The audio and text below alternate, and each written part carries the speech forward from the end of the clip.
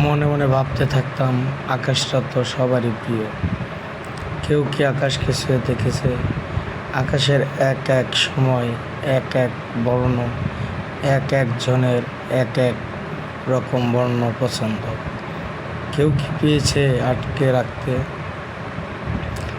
আকাশ তো তার ইচ্ছা মতো ঘন ঘন রং বদলায়, আর ঠিক মেয়েরাও হয়তো তেমনি আমার সাথে করলো। আমাকে কষ্টে সাগর ভাসিয়ে একাই সুখে থাকতে চেয়েছে। আমাকে আর ভালো লাগে না। সে হয়তো ধনী পরিবারের মেয়ে, আমার বাবা একজন কৃষক মানুষ। হয়তো তার স্ট্যাটাস এর সাথে আমার স্ট্যাটাস মিল করছে না, এমনও তো হতে পারে। তবে ওর এই সম্পর্কটাও বেশি দিন টেকে না, কোনো কারণে ভেঙে যায়। তারপরও অনেক চেষ্টা করেছে আমার সাথে যোগাযোগ করার জন্য। আমি আসলে তার কোনো যোগাযোগ করিনি। ওর কারণে আমি আমার পছন্দের পলিটেকনিকে এবং পছন্দের ট্রিটে চান্স পাইনি। খেয়ে না খেয়ে অনেক কষ্টে দিন পার করছি, শুধু বাবা মায়ের মুখের দিক চেয়ে, তাদের স্বপ্ন পূরণের জন্য। তা না হলে তো কবি ছেড়ে যেতাম এই পৃথিবী। আবার মাঝে মাঝে ভাবি, ও যদি আমাকে ছেড়ে ভালো থাকে পারে, তাহলে আমি কেন পারবো না? ভালো আমাকে থাকতেই হবে, ওর থেকে ভালো কিছু করে আমি ও আমাকে ছেড়ে চলে গেল, আবার আমার সাথে সম্পর্ক হবে, আমার থেকে ভালো কাউকে পেলে আবার চলে যাবে, আর বারবার আমি শুধু কষ্টই পেতে থাকবো। এটা ভেবে আর নতুন করে ওর সাথে সম্পর্কটা জড়াইনি। একটা মজার বিষয় হচ্ছে, আমি জীবনে একটা প্রেম করেছি, সেটা হচ্ছে ও, তারপরেও আর কোনো মেয়ের সাথে সম্পর্ক জড়ানো হয়নি। যত যাই বলি না কেন, এক সময়ও আমার স্মৃতির পাতায় রয়েছে। ওকে এখনো বিন্দুমাত্র বলতে পারি না, তাই তো আর কোনো মেয়ের সাথে স্থান হয়নি। এখনো আমার মনের মনি কোঠায়। ওর বিয়ে হয়েছে 2 বছর হলো, একটা ছেলেও হয়েছে। মেসেঞ্জারে ওর ছেলের ছবিও দিয়েছে আমাকে, কিন্তু আমি কোনো রিপ্লাই করিনি। ও ফ্রেন্ড রিকোয়েস্ট দিয়েছিল আমাকে, আমি সেটা রিসিভ করিনি। সঠিক তার আইডিটা ফলো করি মাঝে মাঝে, দেখতে মন চাইলে তাকে ফেসবুক আইডিতে ঢুকে তাকে দেখে আসি। কখনো আমি সযত্নে রেখে দিয়েছি ওর দেওয়া গিফটগুলো, কলম, প্যাড, চশমা, ঘড়ি, স্পেশালি একটি স্বর্ণের আংটি। আসলে কখনো কখনো ভাবি যে এরকম মুহূর্ত আমার জীবনে আসবে, আর পার করতে হবে, ওকে ছাড়া পার করতে হবে আমার সারাটি জীবন। কখনো মাঝে মাঝে গিফটগুলো বের করে দেখি আর ফিরে যাই সেই সোনালি দিনগুলো। অনেক কথা গ্যাপ দিয়ে স্টোরিটা লিখলাম। আসলে কথাগুলো লিখতে পারছি না, 2 চোখে জুড়ে ঝর্ণার ধারা বইছে। এত স্বাদের প্রেম, এত সুখের কথা, এত ভালো সময় পার করতাম, সেই সময়গুলো নিজেই ভেঙে দিল। কি করে বলি কথাগুলো, আর কি করে লিখি, তুলছি না। সবাই তো প্রেমে পড়ে, তাই না?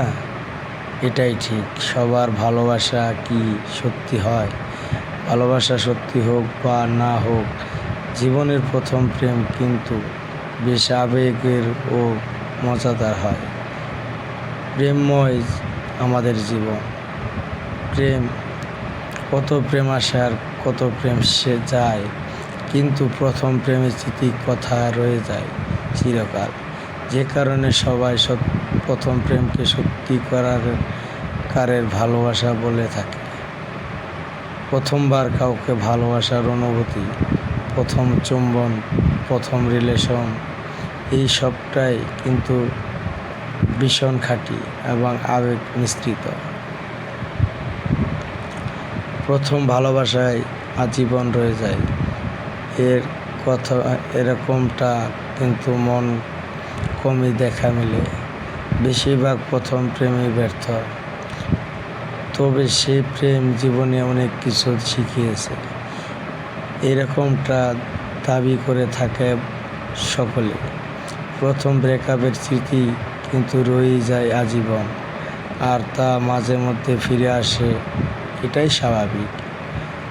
আর তাই এই কারণগুলি জন্য প্রথম ভালোবাসা কখনো ভোলা যায় না।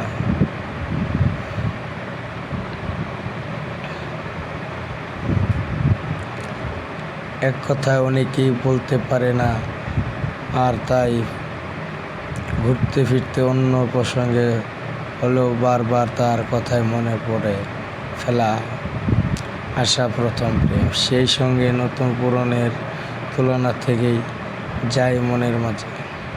পুরনো প্রেম ভোলা কি এতটাই সহজ?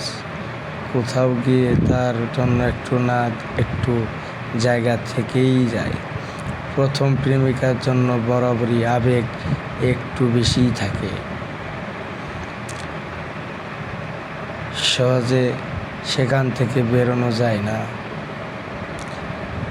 রাগের মাথায় প্রথম দিকে সোশ্যাল মিডিয়া থেকে ব্লক করে দিলেও ঘুরে ফিরে আবার যোগাযোগ রয়েই যায়, কারণ কম বেশি প্রাক্তনকে সকলেই বিশ্বাসের চোখে দেখেন।